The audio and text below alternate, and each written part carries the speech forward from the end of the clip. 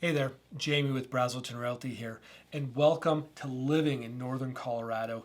On this channel, we talk about all things Northern Colorado related, hoping to give everybody a better picture of what it's like to live in this oasis north of Denver.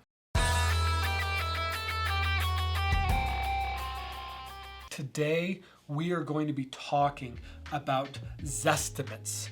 What's a Zestimate, you may be asking? Well, this is Zillow's estimate of what somebody's property is worth.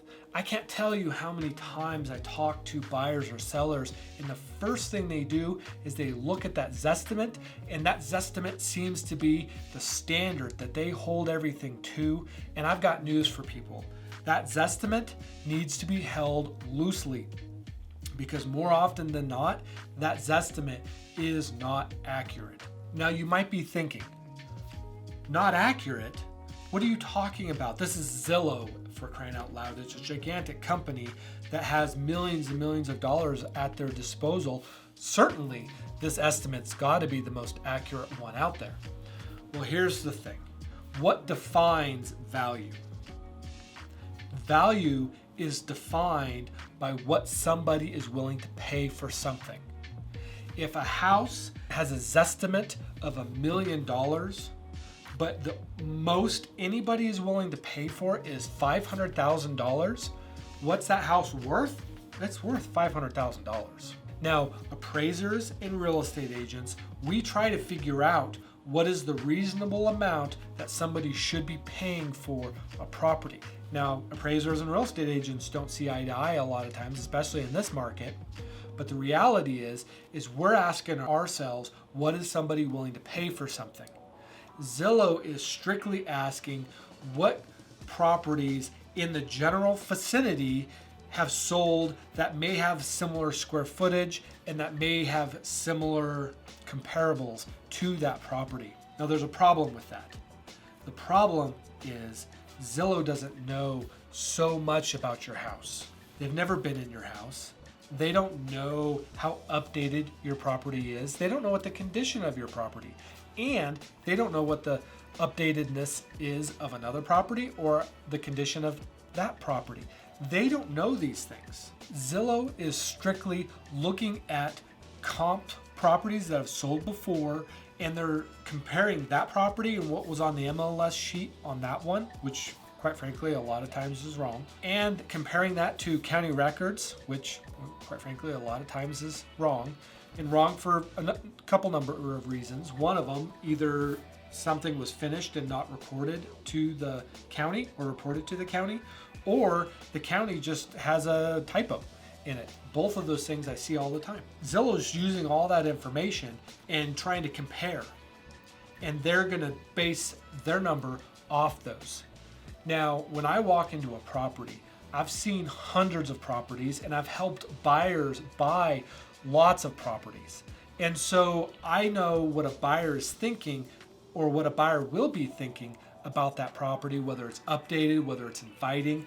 Maybe it backs up to open space. And here in Colorado, that is a huge thing. And that increases the dollar amount significantly, but Zillow doesn't know or quite frankly care about those things.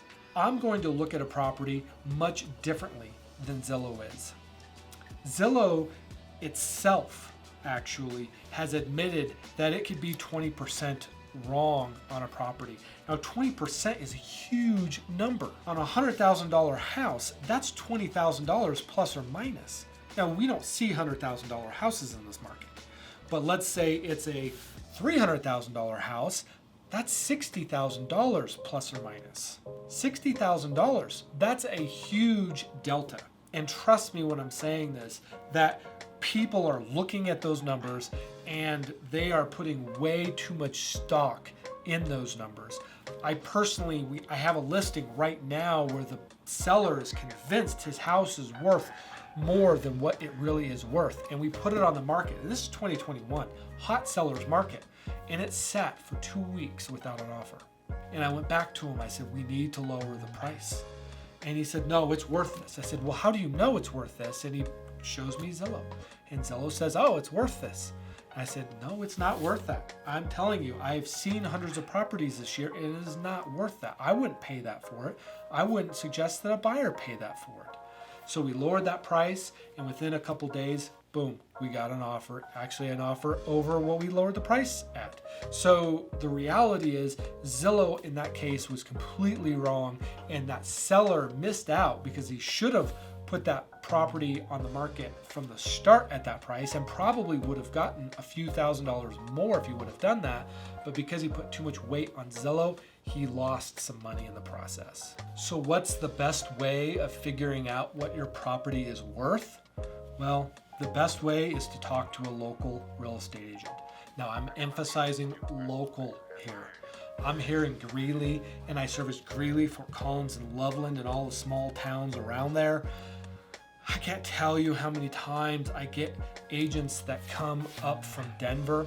Now, they may be great real estate agents. I'm not trying to criticize them, but a lot of them are not familiar with this area, and they'll put prices on some properties that it's blowing my mind. I'm like, why are you guys pricing it like this? You're wrong.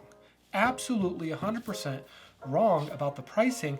And why are they wrong? Because they don't know the area. You need to find a local real estate agent, and you need to ask them for a CMA. It's a comparable market analysis. Essentially what that is that's the real estate agent's assessment of what the value of your property is. And in that assessment, there should be some comps, comparable properties. Look at those comps, and if the assessment is really robust, and hopefully it is, you'll see pictures, you'll see the MLS sheet, you'll see details of those comps.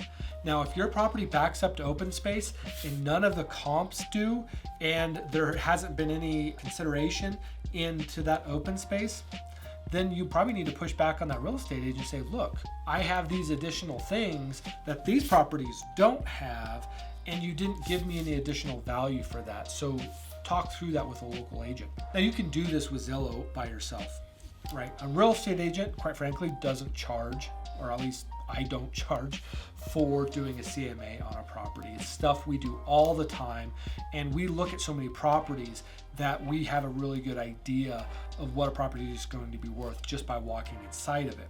But if you don't want to contact a real estate agent, you can still use Zillow to do the same thing. Just look at the properties in your neighborhood that have sold in, try to keep it within 6 months, year maximum, and look at the comps on those properties. Look at the pictures, see if the property's all updated or if it's outdated. Look through those, and then you can give an average price of what you think your property is worth. Now, keep this in mind when you're doing it yourself. When you're doing it yourself, you are going to be biased, either positively or negatively. I've seen both.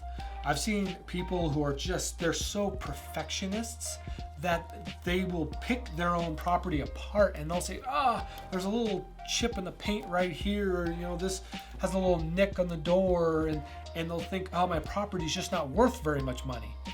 And I'll come in, I'm like, actually, your property is worth more than what you think. And then there's the opposite side of that too. Sometimes people just love their house. They put a lot of their own personality and time and sweat into that property, and they're gonna say, it's worth $1 million. And I'll walk in, it's not. And I don't like those conversations. I'd rather talk somebody into listing it for more than what they want than less than what they want. But more often than not, people think their houses are better than they are. And this is why, even though you can do it yourself, totally take advantage of that, it's still better to have a real estate agent do it, because a real estate agent is going to be a little bit more unbiased on that property, and it's going to be more objective because they've seen a lot of those properties. They're going to be able to tell you what's important and what's not important.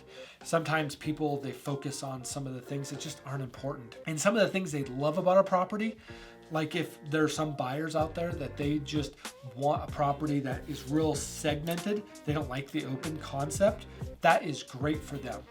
The majority of buyers don't like that.